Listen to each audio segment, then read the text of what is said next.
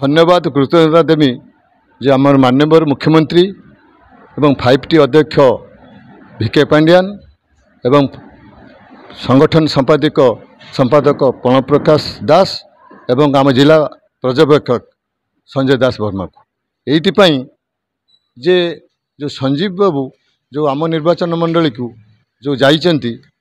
आपण माने जानिचंती सी जो 5 वर्ष पूर्व भद्रक निर्वाचन मंडल कार्यक्रम दक्षता परिप्रकाश कर सारी बहु किछि डेभलप होइछि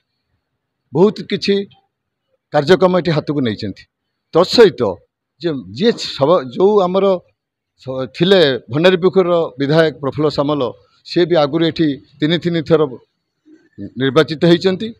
सी भी बहुत विकास आम बंत भंडारीपुखुर कर बर्तमान फिल करनु जे दुईटी निर्वाचन मंडली गोटे एकाकार हो गला बंत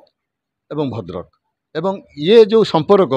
बहुत आम कर्मी मानक उद्यमन सृष्टि होती जे आपण जानिचंती जे प्रफुल्ल बाबू जे आपणकर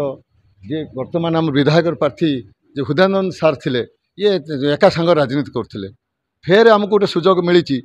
जे बापू पुअर संपर्क बर्तमान चलो से विकास को आम आउ किसी असुविधा हेनी एवं मु जहाँ लक्ष्य करुच्ची मिनिमम